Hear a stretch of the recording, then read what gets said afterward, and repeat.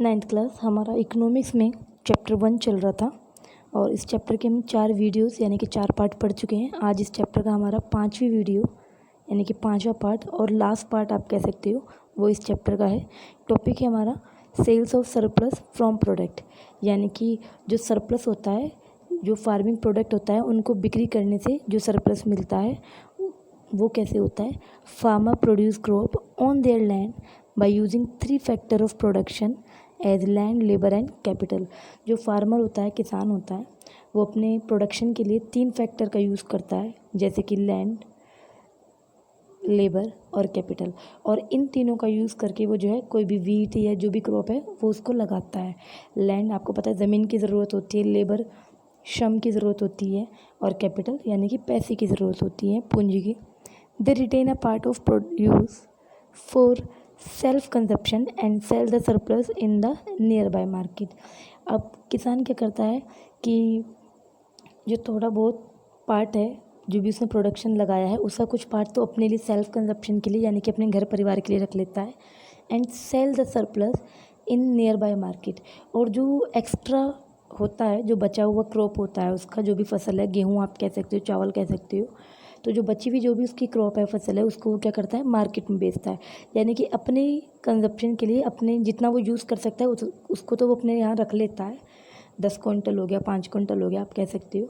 और बाकी जो भी एक्स्ट्रा बचा, यानी कि उसके मान लो उसके खेत में जो है 50 क्विंटल हुआ, तो उसने क्या किया, 10 या 20 क्विंटल अपने लिए रख लिया घर की कंजप्शन के लिए, और बाकी का जो 30 है या 40 है उसको क्या करा, मार्केट में बेच दिया।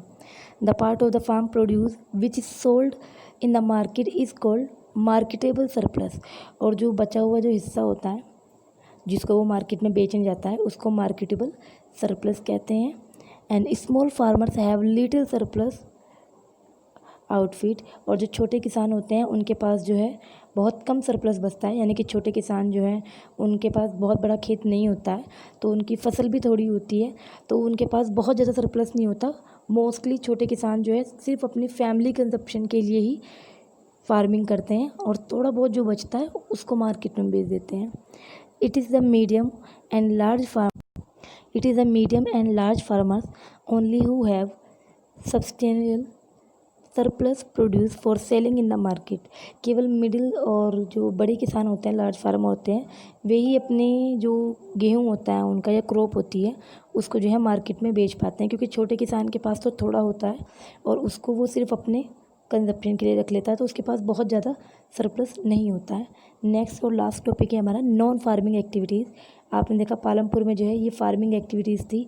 अब पालमपुर गाँव जो है उसमें कुछ नॉन फार्मिंग एक्टिविटीज़ भी होती हैं, जैसे कि देखते हैं। Out of every 100 workers in rural areas in India only 24 are engaged in non farming activities.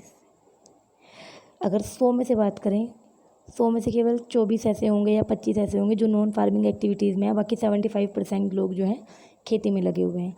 अब ये 25% या 24% जो भी हैं, ये कौन से हैं जो नॉन फार्मिंग एक्टिविटीज़ में लगे हुए हैं और किस तरह की एक्टिविटीज़ में? देखिए, there is a variety of non farming activities in the village. गाँव में जो है अलग अलग तरह की नॉन फार्मिंग एक्टिविटीज़ हैं, जैसे कि dairy, small scale manufacturing, transport etcetera fall under this category. Non farming activities में डेयरी हो गया, छोटे जो मैन्युफैक्चरिंग होते हैं उसमें हो गया, और ट्रांसपोर्टेशन, इसमें जो है लोग लगे हुए हैं। Some of the people are engage in these non farming activities. और कुछ लोग जो हैं इस तरह की नॉन फार्मिंग एक्टिविटीज़ में लगे हुए हैं। हिंदी में भी आपको PDF दी हुई है, यहाँ से आप अपने जो है नोट्स क्लियर कर लेंगे।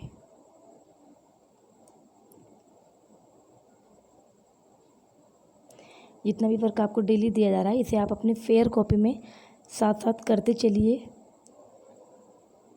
जिन बच्चों ने SST इंग्लिश में ली है वो इंग्लिश वाले नोट्स बनाएंगे, और जिन बच्चों ने SST हिंदी में ली हुई है वो हिंदी वाले नोट्स लिख लेंगे। आपको दोनों नोट्स नहीं लिखने हैं एक साथ। इंग्लिश में जिन बच्चों ने ली है SST वो केवल इंग्लिश वाले कवर करेंगे, और जिन बच्चों ने हिंदी में SST लिए वो हिंदी वाले नोट्स लिखेंगे। ऐसा नहीं है कि आपको दोनों नोट्स एक साथ कॉपी में लिखने हैं, अलग अलग करके लिखने हैं।